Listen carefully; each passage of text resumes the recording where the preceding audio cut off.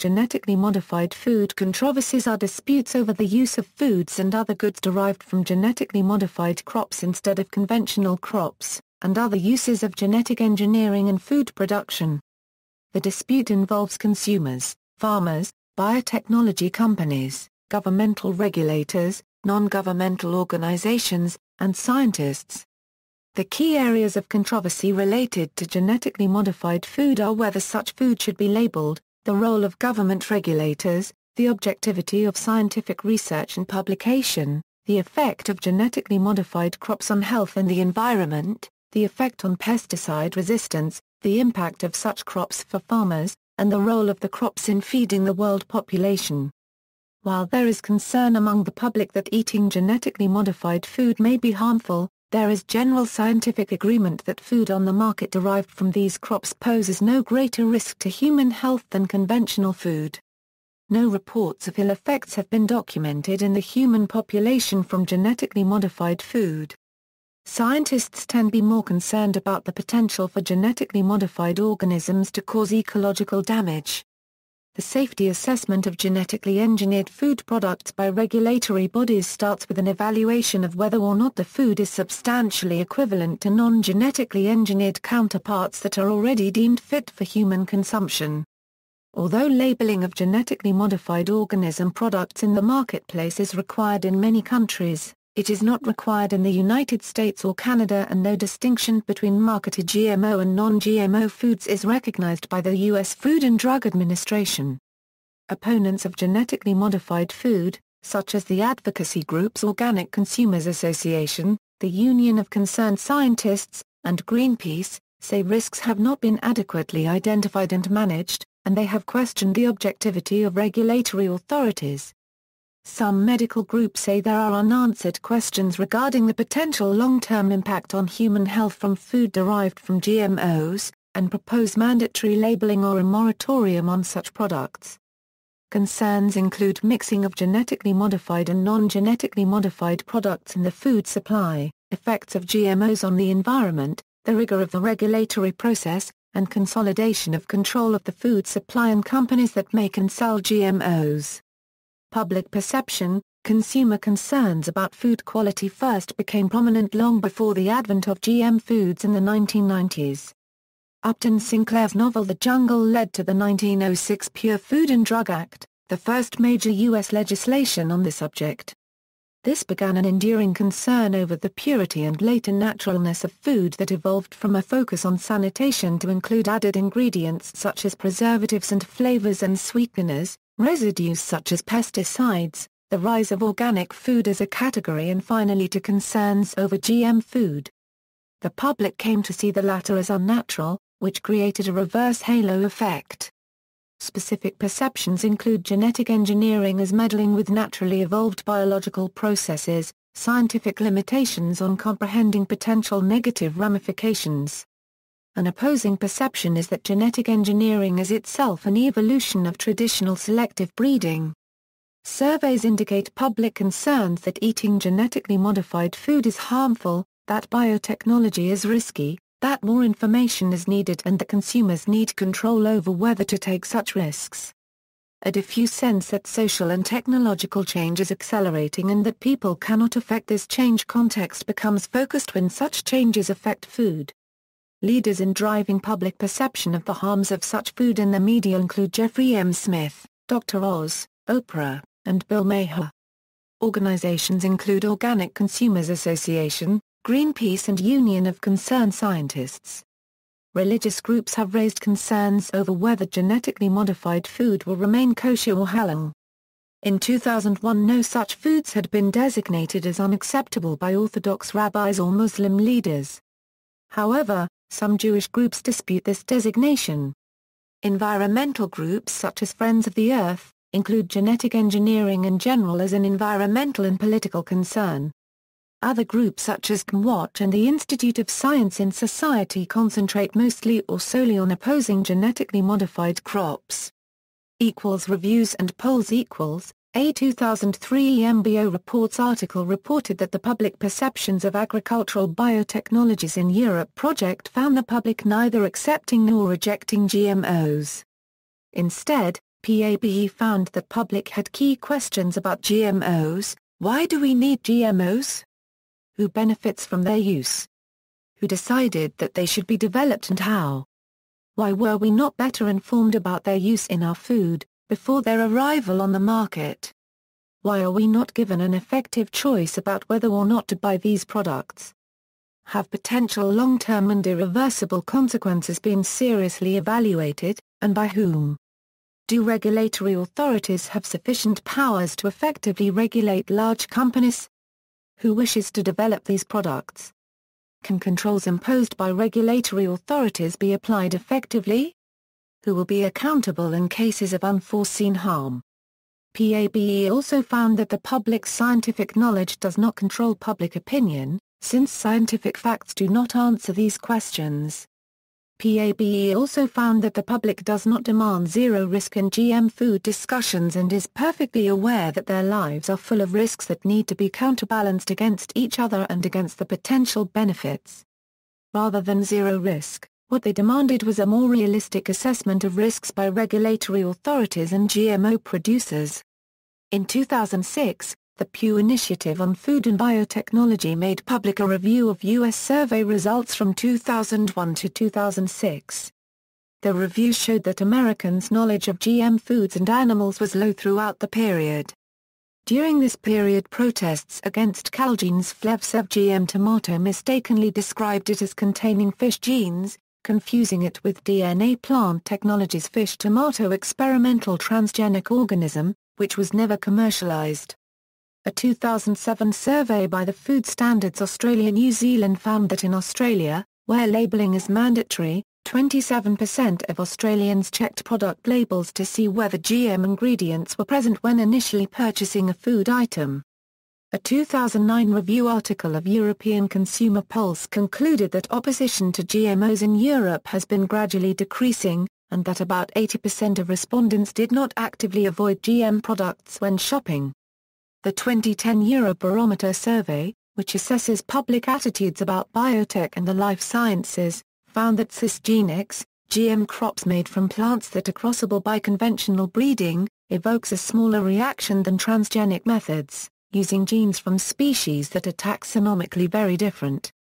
A 2010 Deloitte survey found that 34% of U.S. consumers were very or extremely concerned about GM food, a 3% reduction from 2008.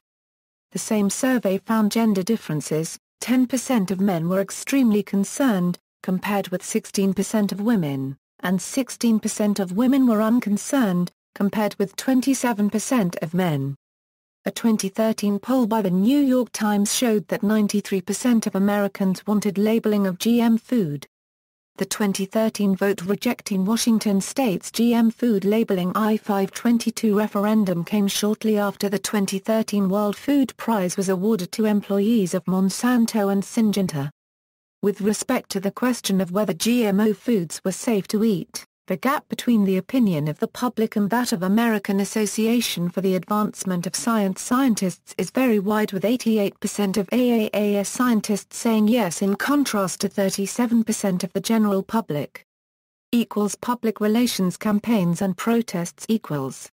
In May 2012, a group called Take the Flower Back led by Gerald Miles protested plans by a group from Rothamsted Experimental Station, based in Harpenden, Hertfordshire, England, to conduct an experimental trial wheat genetically modified to repel aphids.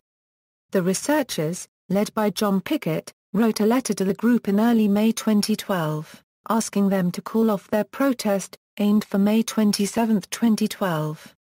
Group member Lucy Harrop said that the group was concerned about spread of the crops into nature, and cited examples of outcomes in the United States and Canada. Rothamsted Research and Sense About Science ran question-and-answer sessions about such a potential. On May 25, 2013, the March Against Monsanto movement held protest rallies. Rallies took place in Buenos Aires and other cities in Argentina. In Portland, Oregon, police estimate 6,000 protesters attended. Hundreds marched in Los Angeles. According to CTV, hundreds marched in Kitchener, Ontario. The total number of protesters who took part is uncertain. Figures of hundreds of thousands, or 2 million, were variously cited. According to organizers, protesters in 436 cities and 52 countries took part. In July 2013, the agricultural biotechnology industry launched a GMO transparency initiative called GMO Answers to address consumers' unregistered trademark questions about GM foods in the U.S. food supply. GMO Answers resources included conventional and organic farmers, agribusiness experts, scientists, academics, medical doctors and nutritionists, and OE company experts from founding members of the Council for Biotechnology Information, which funds the initiative. Founding members include BASF, Bayer Crop Science, Dow AgroSciences, DuPont, Monsanto Company and Syngenta.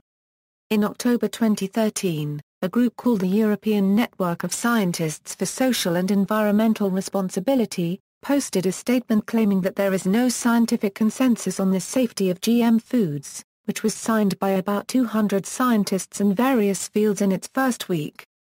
Vandalism and Threats, Earth Liberation Front, Greenpeace and others have vandalized GMO research around the world. Within the UK and other European countries, as of 2014, 80 crop trials by academic or governmental research institutes had been destroyed by protesters. In some cases, threats and violence against people or property were carried out. In 1999, activists burned the biotech lab of Michigan State University, destroying the results of years of work and property worth $400,000.